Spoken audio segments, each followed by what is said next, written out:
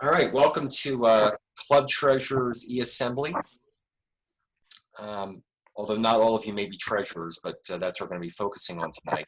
Let's do introductions first. We'll do a little bit of Zoom business, and then we'll turn it over to Reg Ryder, who will be our trainer. So I'll look across the Zoom screen here and just call out names. If you'll just let us know your name, club, and incoming role, please. Myrna? Yes, my name is Mirna Naylor, and I will be the treasurer for the Zaragoza Rotary Club in El Paso, Texas. That's it. Excellent, thank you. And I am Jeff Weinreich, and I am district trainer for Sunny with the Rotary Club of Albuquerque del Sol. John? John Gordon, incoming treasurer and current treasurer for the Del Sol Club in Albuquerque. Thank you, John. Reg? Reg Ryder, I'm the current district treasurer, also the treasurer for the district Rotary Youth Exchange, and also the Rotary Youth Exchange officer for the Rotary Club of Albuquerque. Outstanding. And thank you for leading us tonight. Patrick? Hi there, Patrick Allered from Las Vegas, New Mexico, and I am the incoming treasurer. Thank you. And Pat? I am the president-elect of the Alamogordo Rotary Club. In my office, I start on July 1 as everyone else does. Great, thank you. Alice? I'm Alice Dirksen. I'm the treasurer with the Fort Stockton Rotary Club. I'm in a unique position because I have been treasurer forever.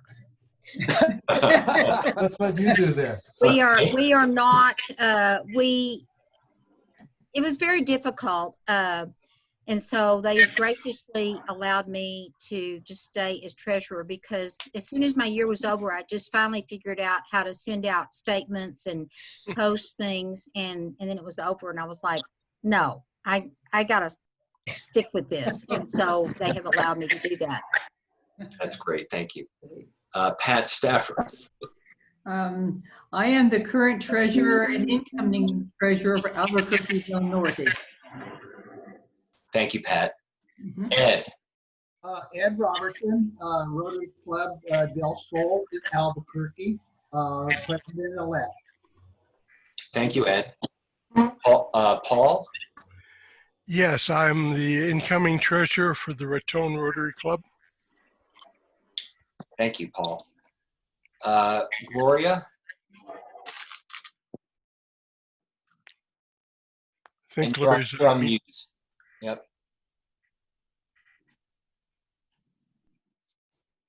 All right. I'm Gloria Padolny, and I am the current and will be the treasurer next year for the Albuquerque Rotary Club of Sandia. Excellent, thank you. Lisa? Lisa Dobson, and I am from the Rio Rancho Sunrise Rotary Club, and I'm the incoming treasurer for next year. Thank you, Lisa. James? My name is Jim Martinez, and I'm the past treasurer and incoming treasurer, so I re-upped, and I'm from the illustrious Los Alamos Rotary Club, where discoveries are made. I'm currently talking to you from my home, and I need to be off this call at 6:55. I have another call that's jumping on, so I'm looking forward to collaborating here. Thank you. Nelson? Hi, Nelson Calzadilla, Camino Real Rotary Club of El Paso. Thank you, Nelson. Linda? Yes, Linda Hull. I'm the outgoing vice president and incoming vice president, and I serve with Jim. And I'm trying to sign up for all of these webinars so I can learn more than I've learned in the last 17 years. Lifelong learners, that's us, thank you. David? I'm David Hanson. I'm the current treasurer of the Rotary Club of Santa Fe, and hello, Gloria. Sunny?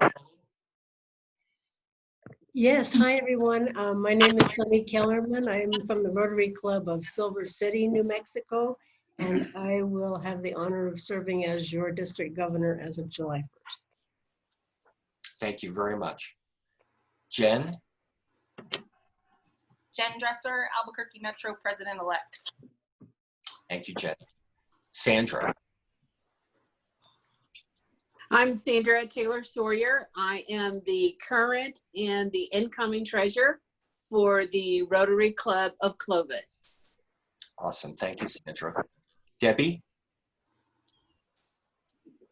Debbie, you're muted. Myself. There we go. Couldn't push the button fast enough. I'm the Lieutenant Governor for Northern New Mexico, so I'm also signing up for lots of these webinars so I can know more about all of the functions of Rotary. But I'm especially here because we have a new treasurer coming on board in Angel Fire, Mr. Brett Weir, who was also on the call tonight, but I want to just help keep him honest.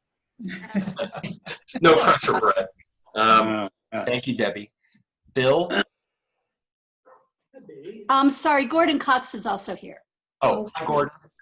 And Gordon is public image and he's a president-elect. So he too needs to learn more about all the functions. And Debbie's bag carrier. And Debbie's bag carrier, as he added. Thank you. Bill?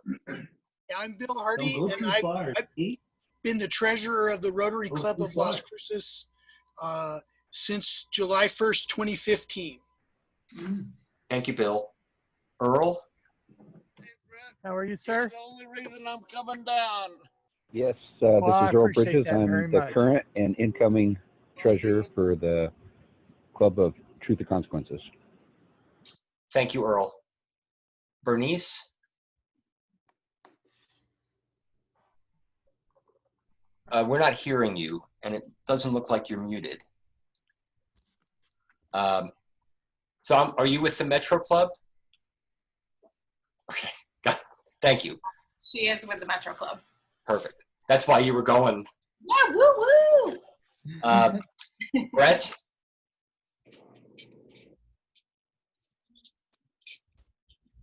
Brett, you're on mute. There you go. So I'm at the polling place, shaking hands and kissing babies. But as Debbie said, I am the incoming treasurer, and I didn't want to miss this for anything, even though in about an hour and a half, I find out if my political career continues or not. Good luck. Scott? Yeah, hi, Scott Northam, just incoming treasurer for Rita. Awesome. Thank you, Scott. All right, let's see. Is there anyone that I did not call out?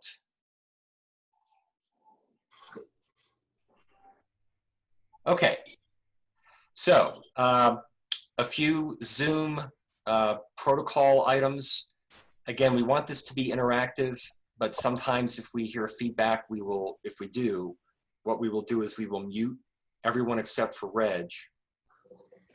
And if that happens, and I'm hoping it doesn't, but if it does, and if you have a question, there are two ways to do that. One is to use the chat, which you should find at the bottom of your Zoom screen. You can just type in your question and I will read it to Reg.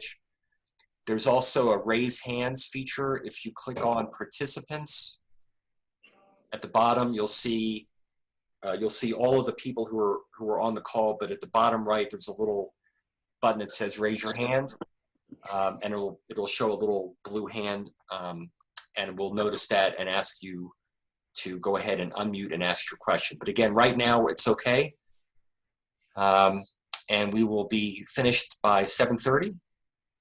And with that, we'll turn it over to Reg. Okay, I'm going to share my screen with you so you can see the briefing here. You've disabled me, Jeff.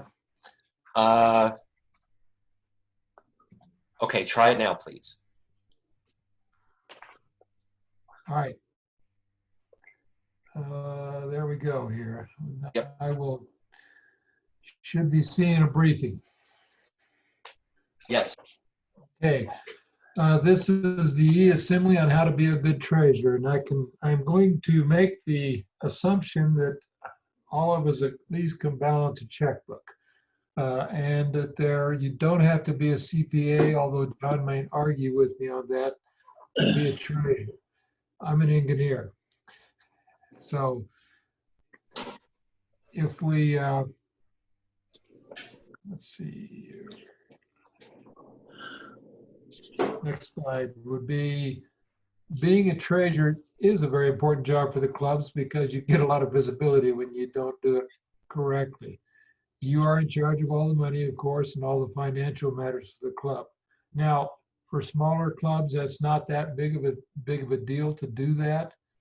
But when you get in the larger clubs and more things, you also have foundation donations. You have a number of different things moving around. Different colors of money, as I used to call it in the military. And you do not want to mix those up. It's an honor, but it can be challenging, as I was saying there. Okay, the basics. Work with your board, your club officers to set up a budget before the year begins. Now, your club president should be highly interested in this before that, but it's your job to make sure this happens. If you haven't got a checking account, and most clubs will probably already have this established, have one with 3 or 4 signers. You need a record of checks, so duplicate or voucher checks. And it's important that you set a limit for any one person to spend out of that account without a second signature. It's kind of it's a kind of check and balances, so no one really gets out ahead of you. Hopefully you don't have any bank fees. Now, I know our club works with one of our bankers in the club. We get a deal. So talk to your bank and see if you can get rid of your bank fees, because those can be annoying and somewhat draining in your account. Use QuickBooks or a similar accounting program. Don't use Excel or spreadsheets because that gets a little too cumbersome. If you haven't worked with QuickBooks, it's not that difficult. I learned it. If I can, you can. There's a simpler program if you want to try Quicken, but it's very similar, but it's QuickBooks for dummies in a way. But get into QuickBooks and set up your accounts and learn how to work with that. Get you a file box or a file cabinet or what with a folder for each month or some kind of filing system so you can keep up with what's going on. And I would strongly recommend that you have a club post office box, because you probably won't, like we had the one treasurer, won't be serving forever. So it makes it easier to transition between treasurers. This next one is talking audit. Requiring someone to review your work at least annually or more often if possible, so you and the club are not put into a difficult situation. You know, things happen. Things get forgotten or not entered correctly, and you need to make sure that you have oversight so that you're doing a good job and it doesn't come back to haunt you later. And check with your previous treasurer. Pick their brain, see what's worked and what didn't work over the years. Some clubs have their own ways of doing things. Be organized at your club meeting. Prepare a weekly form to track your cash collections and payments. Make sure you pay your recurring expenses, if not weekly, frequently, so that you keep up with those. Prepare the checks before the meeting if they need to be handed to someone at the meeting, and make sure you keep up with deposits before the next meeting. People will be wanting to know about that. And your petty cash, if you have a petty cash, keep that replenished. Moving through this fairly quickly, are there any questions so far? Nope. We do have a question on the chat from Sandra. She asks, what person would you recommend review the work? Well, if you've got a CPA in the group, if you've got anyone that deals with financial matters, or just someone that can look over the books for you, I would start with somebody that's got financial background first. We got a response from David Hansen that in his club, they have a committee of 3 members that review the books and bank statements periodically. That's excellent. That makes sure everybody's in on it, so there's nothing odd going on. Not that you're dishonest, but that you didn't make an error that you can't track. And we have a raised hand from Paul Jenkins. Paul, go ahead and ask your question. I understand that the district is offering a program for $25 a month that includes access to QuickBooks. Is that correct? Sonny, can you help me there? Betsy, get down. I have not heard about that, but we will find out, Paul, and let you know. Absolutely. Thank you. If we aren't, that's not a bad idea. It's a great idea. And you've got another question. Yeah, there are 2 questions about a PowerPoint, and yes, I will send out Reg's PowerPoint to all of you either tonight or tomorrow. Okay, next item, billing and invoicing for your meals and dues. If you collect, the club I'm in, the Rotary Club of Albuquerque, has a meal program that we charge a flat rate, whether you're there or not for meals, or if you do whatever arrangement you have in your club, make sure that you bill people for these at least quarterly and bill in advance. Keep up with that. Send your email statements. Well, I don't know if you bill quarterly or input quarterly, you could do that quarterly or send personal email reminders. Don't let members become more delinquent than 30 days. It's hard to chase it down and it hurts the club. And keep up with your bank accounts. Keep those things balanced. Reg, we have a question from either Gordon or Debbie Cox. Go ahead, please. Yes, Paul Jenkins' question. I think he might be referring to Club Runner. There, if you are a small club, as the Rotary Club is, you can get the finance module in Club Runner for only $25 a month. Okay. Now, my question would be, you just said we should use QuickBooks. How is the finance module in Club Runner for a small club that just needs to issue statements? And well, I said some kind of financial software other than a spreadsheet. Okay. That's the best answer for it. Yeah, QuickBooks can be a little interesting for some people, and it's built for companies, but it's got all the tools there. But if Club Runner has something QuickBooks Lite, that's fine, or anything Lite. You're not going to be integrating with the district with your financials there. All we're interested in is paying your club dues. Be honest. And we'll get into that in a minute here. But keep your, what I'm talking about here, make sure you do these monthly reports to your board, provide your monthly balance sheet, your P&L, budget and actual aged accounts receivable. Make sure that everyone on that board knows what's going on financially with the club. They can help you. You're not in this by yourself to collect all this money and work this. Prepare that budget as we talked about earlier and keep it updated.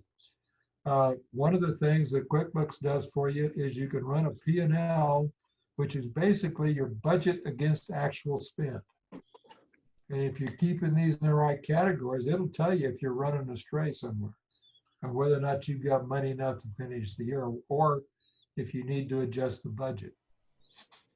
And your financial history for multi-year comparison.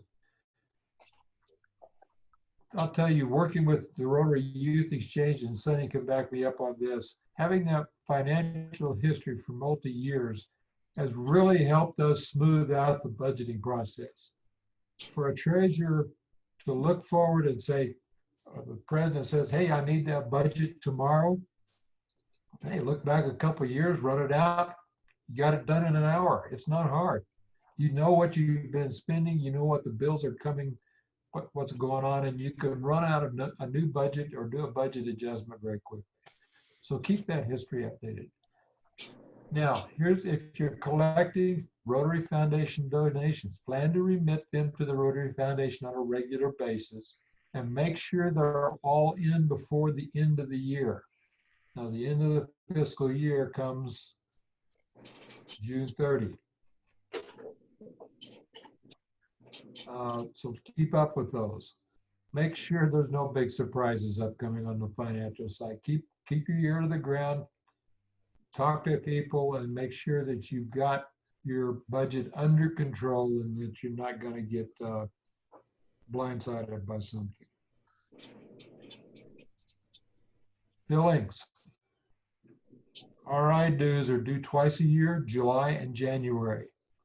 And you can count on a phone call from me if you haven't done that, or at least an email, because I can look in the database and tell who's paid. The district dues are due once a year. Now here's a really, RI dues and district dues are based on number of members in your club. It is a per head dues calculation. Make sure that you are in lockstep with your secretary and the secretary is doing their job and keeping that database updated that we look at to get those numbers. RI will bill you based on what's in the database. And every year we have someone who's got a few different numbers, and we got to make sure those are kept current. And your secretary is important in this, but it's also important to you to make sure the secretary is keeping up with this. Any questions on that, the database that I'm talking about?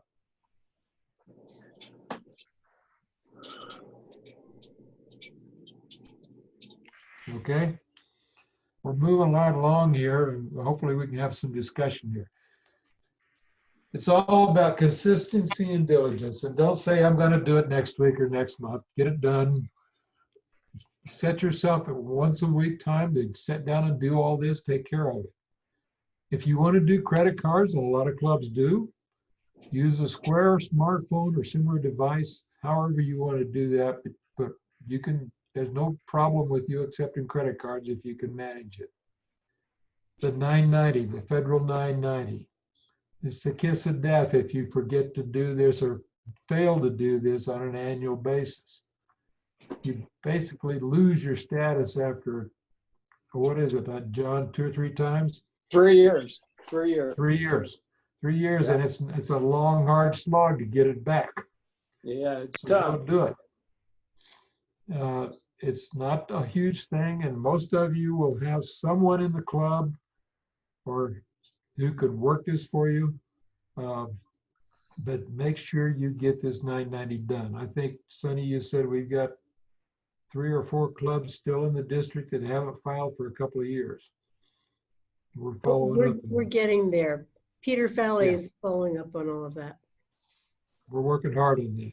Yes. Now, operate your club finance with only one EIN, one identification number for the club. Don't, if you got another one for a foundation and this and that, keep those things separate. Reg, we have a question from Paul Jenkins. Okay. Paul, go ahead. When are the district dues billed out? Is that at the Those- beginning of each year, or? Yeah, they'll be billed at the beginning of each year. So your That's the beginning of the Rotary year, right? Rotary July year, which 1st. will be July, August, you'll be getting a billing for those. Now, that number, that amount will be based on that number, the probably number of members that you finished the year with. Make sure it's right. So it's members on June 30th? Yes. Yes. And that's, you can count on RI doing the same thing. Reg, you talked briefly a few minutes ago about if a club has its own foundation, it would have a separate EIN number and so on. Can you talk for a minute? I realize not all clubs have foundations, but if a club has a foundation, generally, how does the treasurer interact with the foundation? It may not be a member of the foundation board, but what's the primary channel of communication to make sure that the books are accurate? Well, the treasurer for the club does not interact nor touch the books for a foundation. The foundation will have its own treasurer. I can talk at length on how the Rotary Club of Albuquerque is organized, and it's probably pretty close to where a lot of them are. We have a foundation board that has its own board president that works, and that foundation board serves a 3-year term, each person, and it's a rotated type thing. Every member of the Rotary Club is a member of the foundation, but the foundation is operated in parallel with the club.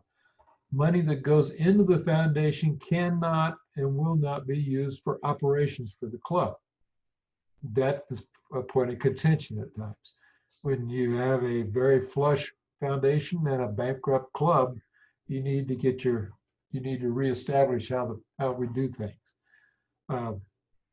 So that's it, fairly straightforward. The club treasurer works with the club monies and collects club dues, period. You have to keep those separate because the foundation will file its own 990, separate from the club's 990. Thank you. We got a text from John that the RI head count is also counted again on January 1st. So that's the second. Okay, January 1st. Okay, that's a good input. Thanks, John. Mm-hmm. Do you have anything to add that I have glossed over or missed, John? Oh, no, you're doing great. Yeah, those head counts on that RI dues is counted twice a year versus the district only counts that head count once a year. So it's really good for you to check with your secretary in December as well and make sure they're on top of it again. Great point. We have a question from Gordon or Debbie. Go ahead and ask your question, please. Sorry to bug in again, but I liked his answer about a separate foundation head and a foundation board. That's good for big clubs. But when you're a very small club, is there anything wrong with the treasurer being both the foundation treasurer, especially if your foundation is simply a donor-advised fund within Rotary International? But you understand that they're separate. They will most likely be separate. Yes, the accounts absolutely have to be separate, but I think the treasurer in a small club could and should handle both. We just don't have enough. I don't mean to say that, I was going on my experience, but there's no reason why the same person can't do them both, but they have to understand they have to keep those separate accounts.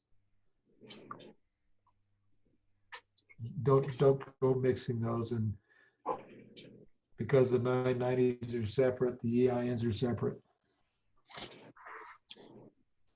So going back to what you were talking about earlier about dues on June 30th.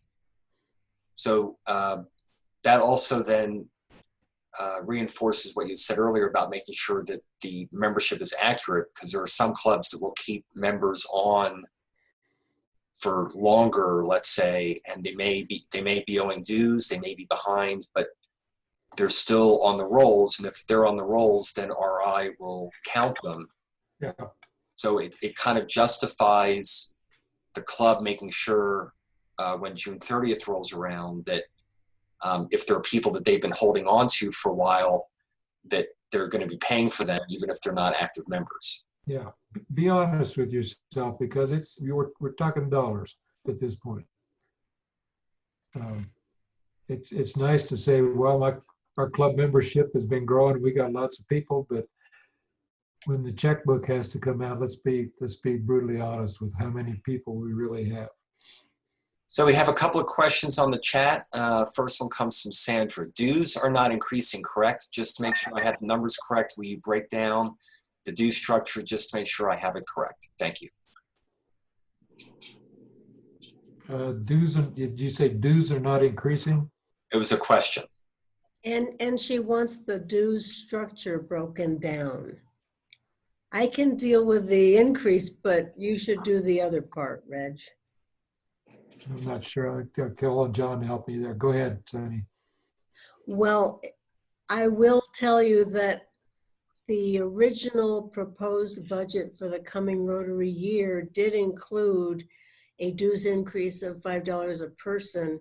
However, last night, Governor Gary and I requested that the Finance Committee approve our proposal to defer implementation of that dues increase until July 1st of 2021. So the clubs approved the budget with an increase. The increase will not take effect until a year from this July. That means your district dues will be $30 per head. Right. Per member. For the year.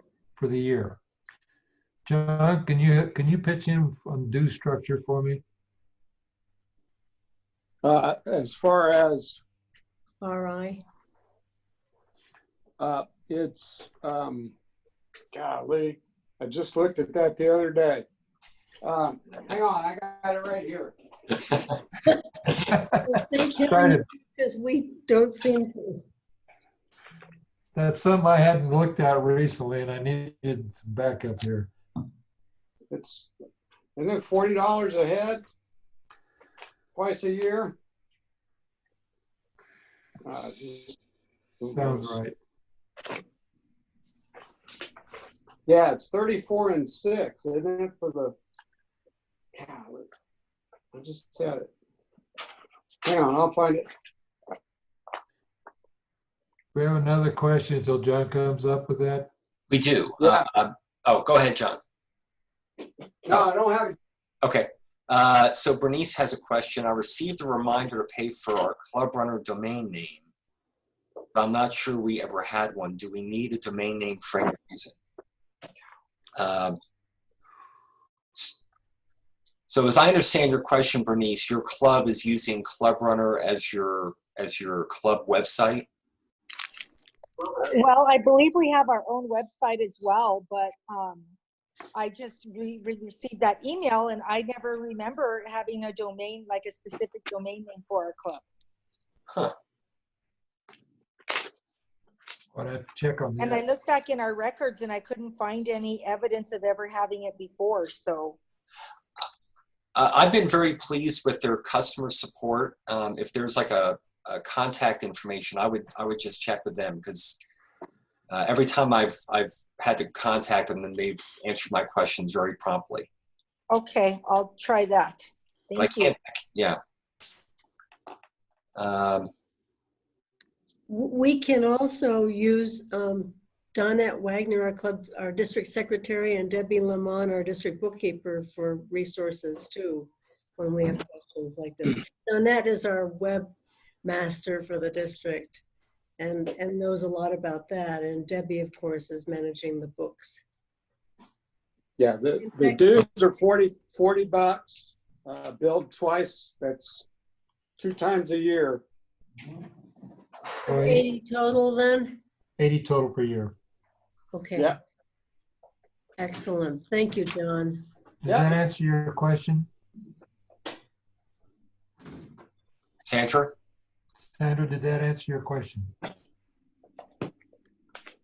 Sorry, couldn't take myself off. So no, I was really wanting the 34 and 6 broken down, because isn't there some for the magazine? I just have a question on the magazine for RI, and this may not be the appropriate venue to ask it. Just some of our members are not wanting the hard copy of the magazine, and so they're looking at opting out. And so again, I was just wanting more of a breakdown of the dues and not just the 40. So I know you said 30. I know that exists. We can find out and send it to you. What's that, Rich? It's 34 and 6 is the breakdown. It's $6 for the magazine. Now, what if your members are taken electronically, John? Do you get a discount there? I don't know. I don't know how that works. I've never looked at that. I hadn't either. That's a good question, though. Yeah. Because I know I started taking it electronically myself. I will get in touch with our club and district support person at Rotary International and find out, and I'll let you know, Sandra. Thank you, Sunny. Sure. Gordon or Debbie, go ahead and ask your question. Yes, our treasurer looked into that just a couple of months ago, and we were told that RI will not allow you to opt out of the magazine because in our case, for example, we are a couple and we didn't want to receive 2 magazines a month. And we were told we were not allowed to opt out of it. So that's still true, but that was the answer a couple of months ago. Probably not changed, but I will look into it anyway, just to be sure. And I'll make sure everyone on the call gets the answer. My guess is they're going to say no because they still publish the magazine, whether it be in electronic or paper. So they're probably not going to back off that bill. Probably not. Yeah, that's true. That makes sense. So we have a question on the chat from Linda. Do some of the clubs in our district have deadlines for dues payment before removing members? We have members who delay more than 6 months.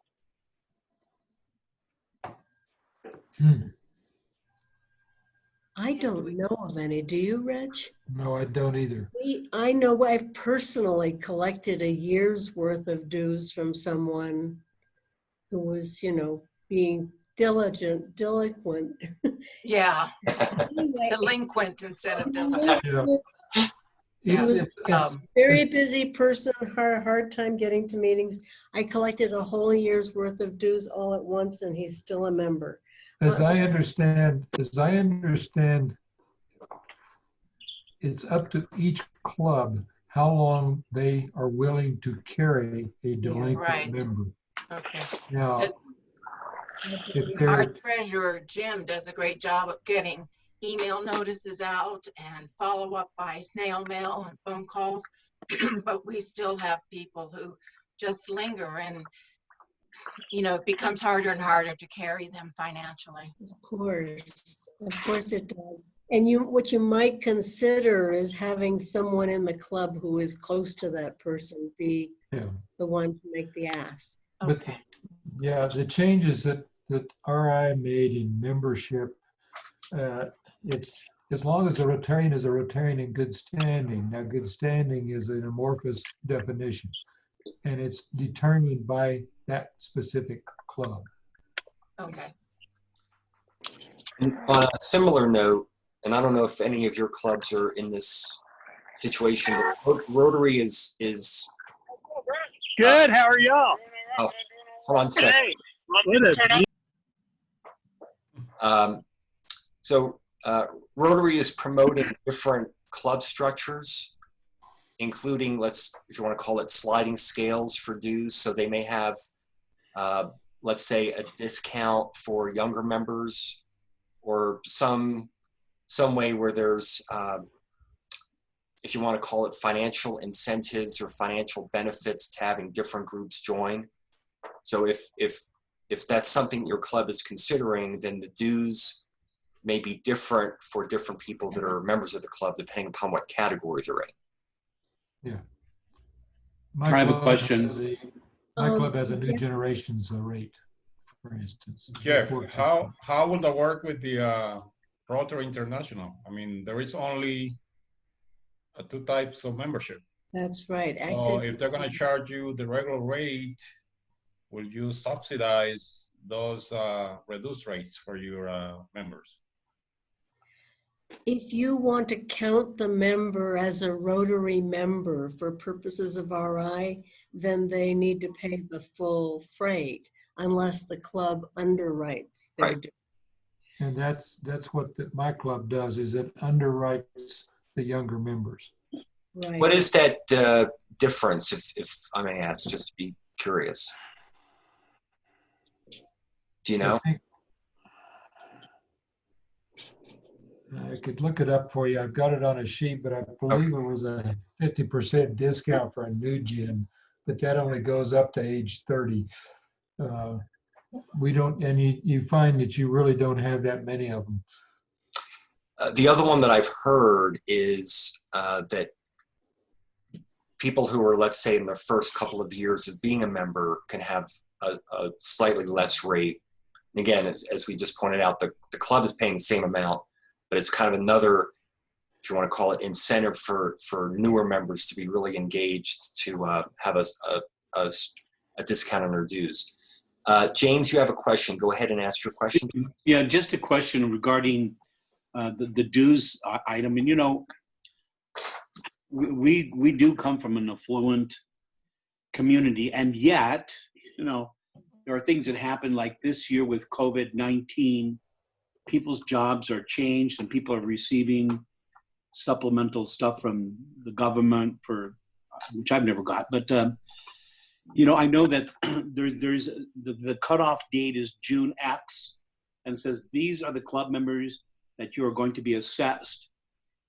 So I'm just wondering, you know, I guess before that happens, do we just report to you and say, listen, we had 50 members, now we are not going to collect 50 members dues, we only have 40. Is that what we report, and then hope to pray that these guys stay around and that we collect their dues later? Is there something maybe that we could, you know, assess them for late fees? Or I mean, I don't know. I'm just thinking outside the box here, but you know, it's just you know, since we've created a foundation, my budget is really slim. Yeah. I mean, based on membership dues and stuff that we collect at our meetings, period. That is it. The rest of the monies are created or gathered by the foundation. And then there's grants that are, that we can't touch. Those grants are specific and they have to be used for that. So I guess my question is, bottom line is there like an X date to say, listen, we're only going to claim 40 people. 50 people wanted it again, 40 people paid. Unfortunately, Jim, June 30th is the date we have to look at that. Okay. Well, I think that that's reasonable. And I think that, you know, I mean, I need to follow up with it and say, listen, you know, it is what it is. Yeah. And, you know, sorry, try next year or something. I don't know. I'd hate to be hard-nosed about it. But, you know, business is business. And I, you know, I don't want to carry someone who's not going to pay their due. I mean, we did that last year, and you know, I'm sorry for it, but you know, it may happen again this year. Yeah, those aren't easy decisions. You brought up a point that about finances in clubs with foundations. Now, believe it or not, large clubs have the same issue. You heard me make a comment earlier about an affluent foundation, a flush foundation, and a bankrupt club. Mm. The Rotary Club of Albuquerque was approaching that point. The problem in being, when you put these foundations together, you fundraise and everything goes into the foundation. And you're left with a club that's left to operate on their dues and kind of scratching around to find out money to pay things. A few of us pointed out to the foundation, Bubbas, that we were their fundraiser and we were going to assess a 2% fee. Is that okay? You can do whatever you want in your foundation. No, I've been told, listen, if we run out of money, we'll just go to the foundation and ask them. You can't. You know, we've got to fork it over, you know, but I want to be.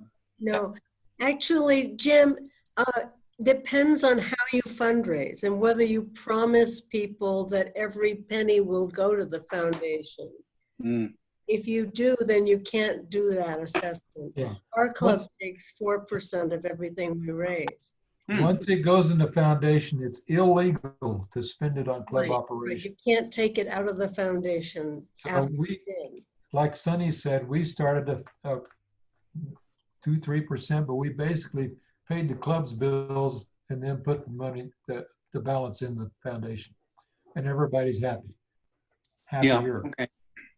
But you have to look at the real. These are great things to think about, and then again, as we, you know, continue to register and enroll new people into Rotary is that, you know, we share the, you know, the love that we are doing. Why are we doing this? You know, then this, it takes extraordinary people to be in Rotary, and in our pocketbooks as well as asking others for you could releases of, you could look at subsidizing the dues for younger new gen members. The payback is that they've got a lot more energy to spend on fundraising for you. It's true. So hopefully they'll pay off. And Jim, in terms of terminating people for non-payment, your board can set up whatever policy seems to work. If there's a way to keep members even when they're having difficulty, that's obviously desirable, because once people leave Rotary, then it's hard to get them back. And I would say too, some clubs like mine have an angel fund. You know, there's an additional assessment with every due statement. You can contribute to a fund that helps members when they get into difficulty. Yeah. So we have sorry, go ahead. As a treasurer, you're in a difficult position. One, you're looking at the bottom line, the dollars. Yeah. But as a club, as a Rotarian, you're wanting to keep as many Rotarians as you can. So it's up to each club how they do this. Yeah, you know, I'm a Rotarian. May I say something? I'm a Rotarian because of my heart, not because of my pocketbook, not because of my brain, but because of my heart, and that I love caring and loving people, and for the things that we do that are so extraordinary, from ending polio on the planet to maybe COVID-19 on the planet. I don't know, but it's really, when it comes to the bucks, you know, it's a hard call to make. And, you know, so I appreciate the sharing of this, because I know there's people that want to be Rotarians and they love the idea of self-giving, and those that cannot self-give because of the circumstances that they may be in. And you know, Los Alamos is an affluent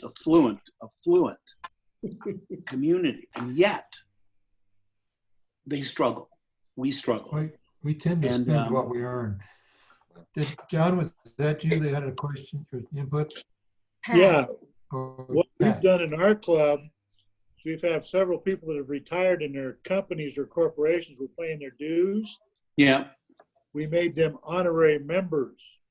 And what they do when they're honorary members is they basically pay whatever their dues are, and then we charge them meals as they eat, and that becomes a little bit more affordable for them, and we're able to keep them on the rolls, and they're excited to do that, and they can afford it.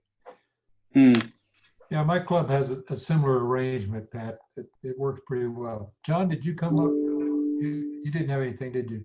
No.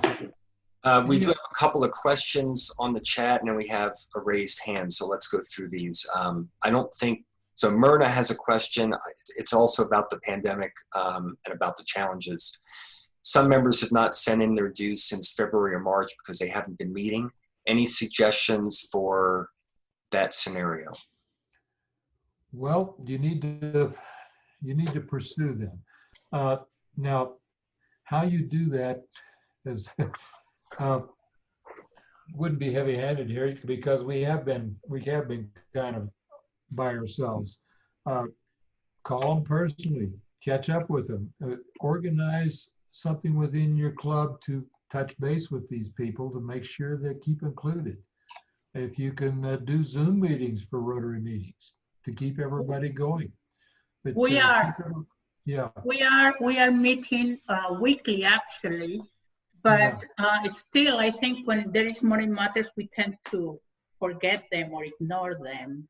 Or maybe like you were saying, some people do not have the resources at this point. Right. And that's fine.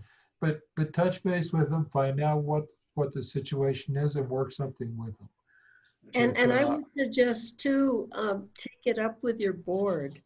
See, you know, the situation is what you actually need and how you can go about approaching people. so that they're included. We have 2 questions from Paul. I see those. One, okay, I'm looking at that too right now, Jeff. Okay. The district does not bill quarterly for district dues. We bill once a year. It's just an annual. Our budget is not structured so that we could actually survive if we billed quarterly. The second question you had there, can all monies be received by the club and then transfer the excess of expenses to you mean the excess of expenses or the balance to the foundation? Paul, what did you intend to say there? The balance, anything that's in excess of the club's expenses would then be moved to the foundation as a donation. Personally, that's how I would recommend that you operate. That makes sure that you, as Sonny's Club does, puts a 4% fundraising fee on it that they keep for the club, or whatever you want to, whatever arrangement you make is. But once that money goes to the foundation, the club cannot get it back. The only caveat is if you do it that way, you have difficulty taking. I'm actually on a Rotary Zoom call there right now. Yeah. If people are donating to the foundation to get a tax deduction, then it won't work to do it that way.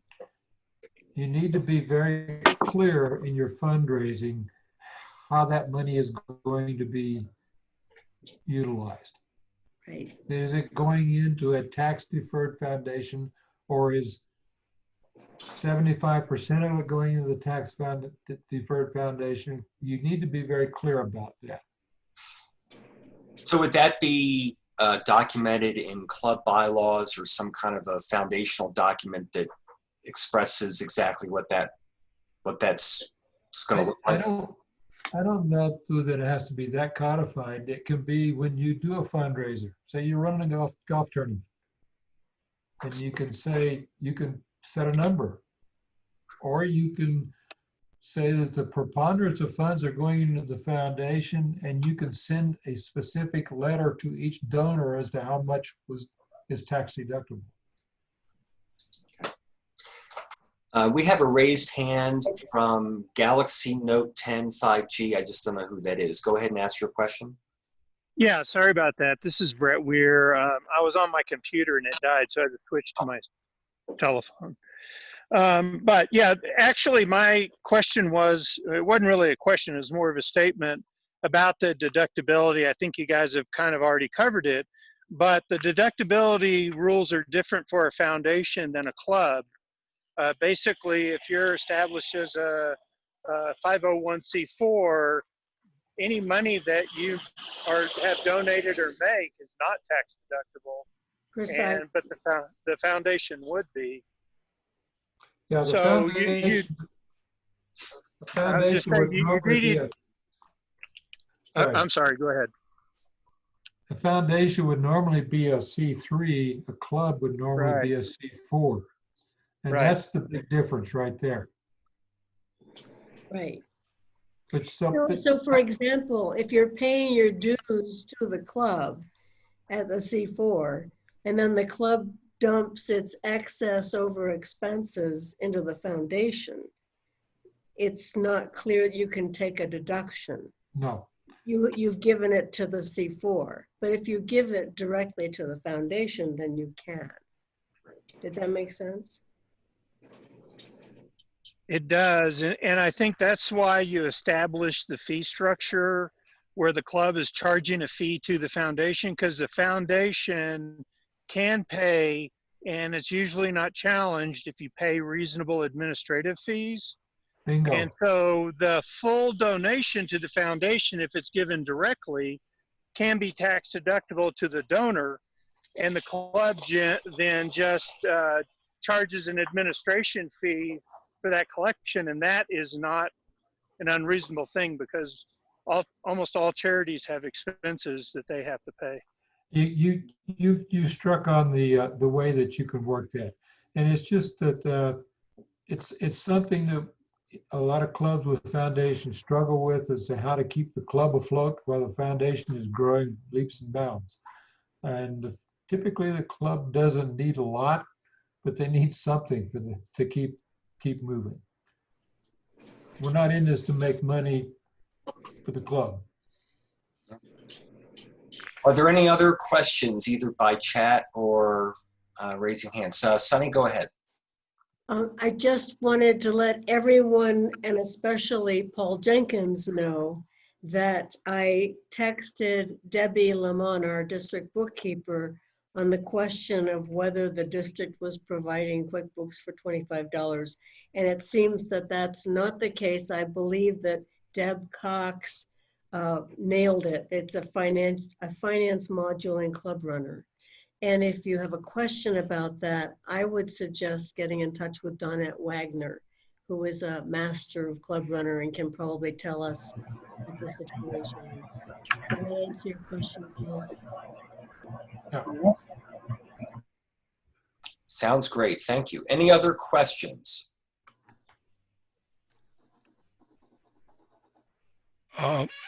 This is Paul.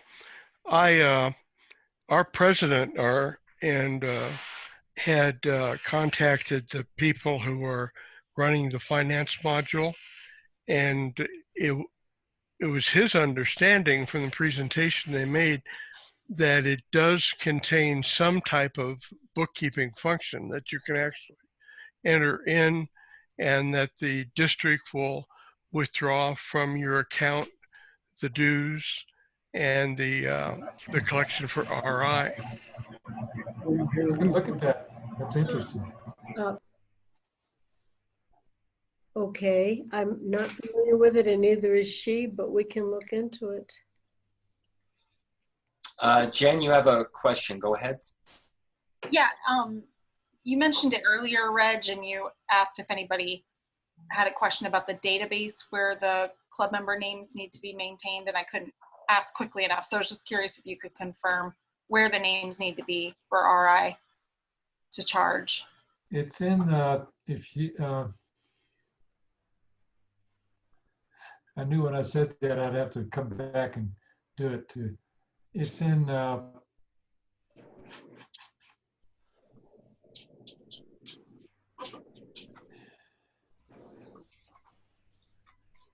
This is Bill Hardy, and I know you can maintain those names in Club Runner and the district site. And if you check the right boxes, it will automatically propagate that data to Rotary International, so you don't have to maintain it in two places. Okay. Or you can maintain it separately on Rotary.org and on Rotary5520.org. I usually check Rotary.org to make sure I have a Rotarian number for anybody who's been a previous Rotarian, and then I can add them on 5520 and it'll propagate that information back and forth. But it's hard from 5520 to get the Rotary number of somebody who's been a Rotarian somewhere other than in our district. We sometimes have to ask for RI support to get that. The one thing you want to be aware of is if you enter new members in Rotary.org, you will not propagate reversely. So it will come back to Club Runner. Thank you. Thank you. Great question. Any other questions?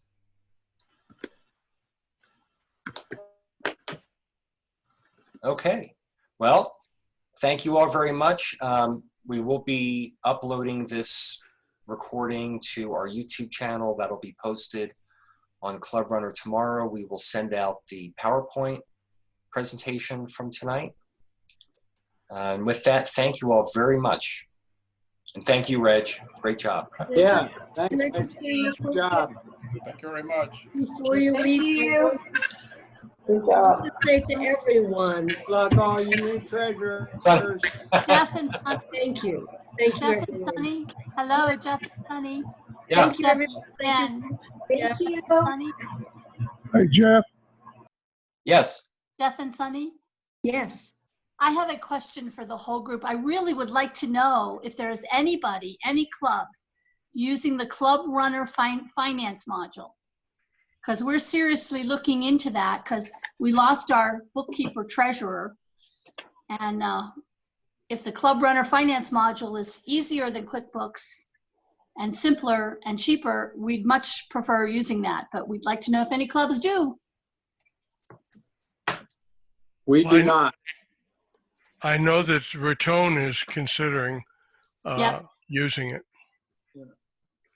And this is Brett Weir. If no clubs are doing it, can we get it for free for being a guinea pig? No, we checked with Good luck Club. with that. Yeah, we should ask Club Runner to give us some Rotary references. I bet you they can. I think outside of our really wise idea. Yeah, we'll do that. Okay. And if we hear of anyone doing that, using it, we'll let you know. Okay. And we'll Look, let this is Paul know. Gordon. This is Gordon. Let me add one thing. I spoke to Club Runner about having the capability of putting a credit card on your Club Runner site so that people could pay their dues that way. And they gave me the information on how to go about this, and I'll be following up on this week. I could send out a letter or an email to somebody in the district to share with everybody. Because a lot of our club members would like to pay their dues using a credit card. And if they can do that online, that would be really nice. And you could use it for fundraising. Right. Please do let us know. Reg, would you be willing to distribute that information if it comes to you? Absolutely. David, you have a question? Go ahead. We have the ability to, Club Runner will work with a company called Sage, and they That's right. process the credit cards. It's not cheap. Sage. Their price is a little higher, but it is very handy. The only problem is a lot of members. I can't conceive why, but they will not do it. The hardest part is getting members to use it. But it makes my life much easier when members use Club Runner to pay their dues. Good information. Thank you. Thank you. Well, by the way, Sage is actually an accounting software company that competes with QuickBooks. So they may be the application that Club Runner is selling may actually be a package that you can do all of your accounting on. Find my notes. Yeah, very well could be. It could be a Sage product, yes. I'm on the Club Runner website and can't find any information about the finance module. Okay, Gordon, let us know what you find out, okay? I will. Okay. Thank you very much. That was a very interesting discussion. Good to know. Yeah, and it makes sense. Club Runner's tracking membership. Why have it be a separate system if they have it? They've got all the members and things right there.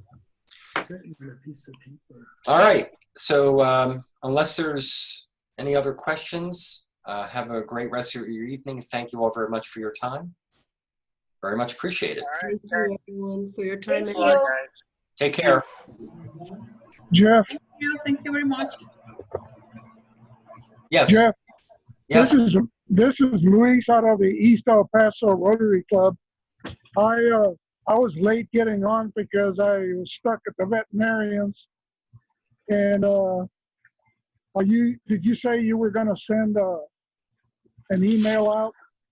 Yes, we recorded the session, so that recording will go out to a lot of people. It'll go out to all of the incoming treasurers, and it'll be posted on the district website. Okay, that's all. I'll look at it, I guess, when I get it. Got it. Thank you. Thank you. Thanks a lot, Reg. All right. Anything else I need to do? Get a good night's sleep. Thank you, Reg. Thank you, Jeff. Thank you. Till the next Zoom conference, Sonny. All right.